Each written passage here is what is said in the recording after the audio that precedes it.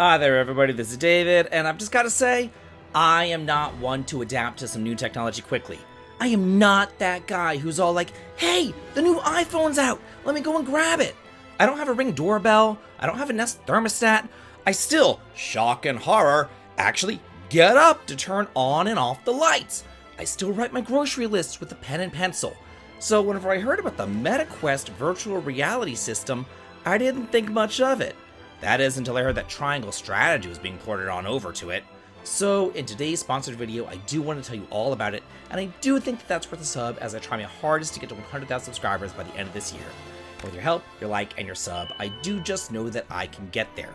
So thank you so much for all of your support, it really does just mean the world to me.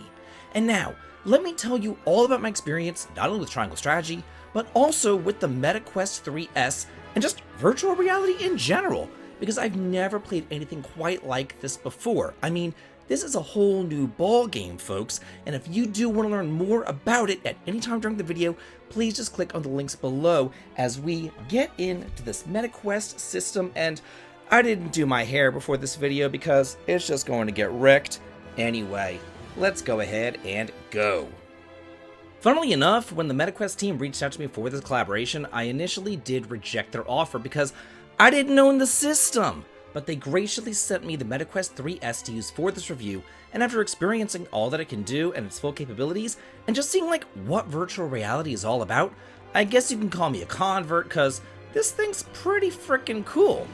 Whenever you place the MetaQuest 3S on your head and you begin the game, you have the option of turning on the pass-through feature, therefore meshing the game's environment with real-world surroundings. But I personally didn't want any distractions. I really wanted to be fully immersed in the game world and just have it fully encompass me with no distractions, no time to be looking at my telephone during loading screens or anything else like that. I just wanted to be forced to give the game my full 100% undivided attention.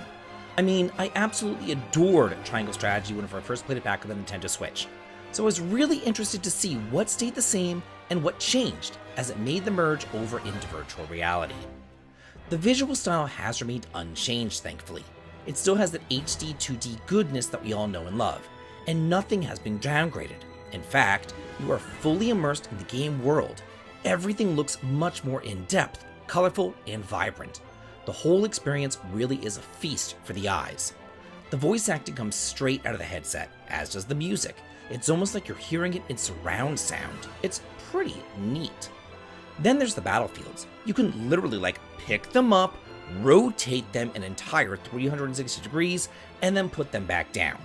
Not only in order to get a better look and feel of the opponents that you're up against, but also to help with the placement of your characters, and just again, being able to fully immerse yourself in this world as if you're like an omnipotent god, looking down upon your characters as you fight for the love of your life and the reputation of House Wolford.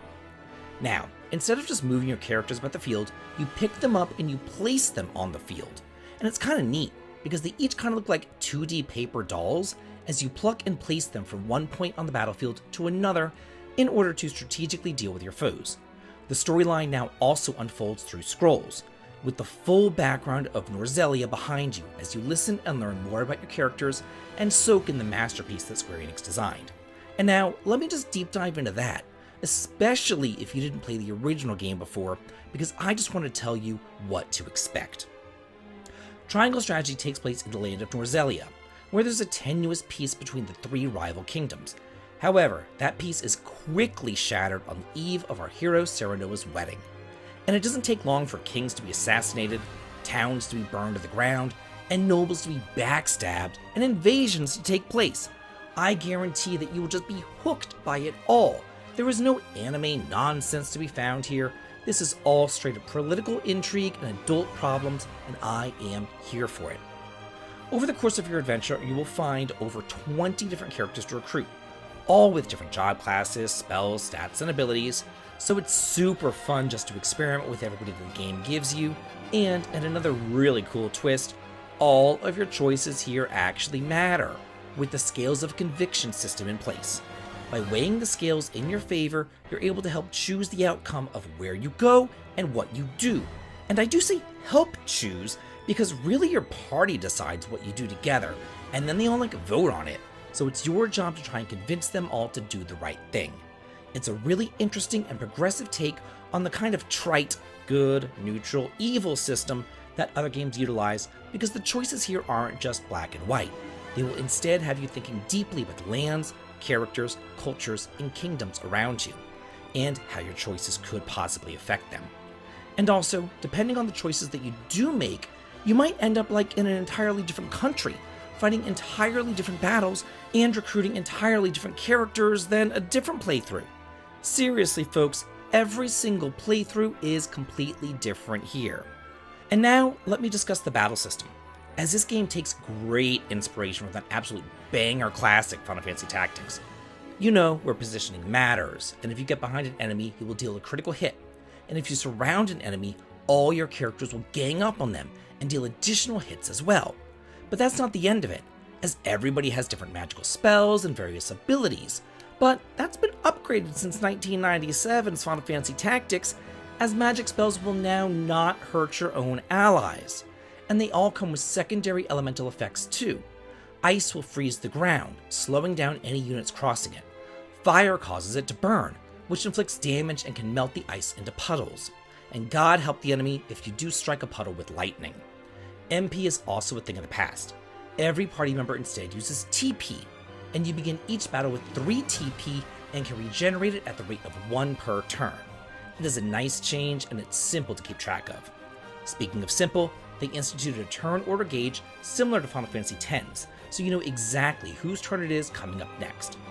Also, something that I can really appreciate in games like these are like the objectives. They vary. Yeah, you know, having kill all enemies is perfectly fine, as long as it's not all the time.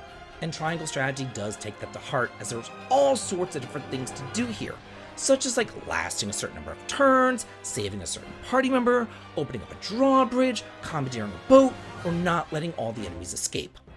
This game will take you roughly 30 to 40 hours to complete, and I had an absolute blast with this gem.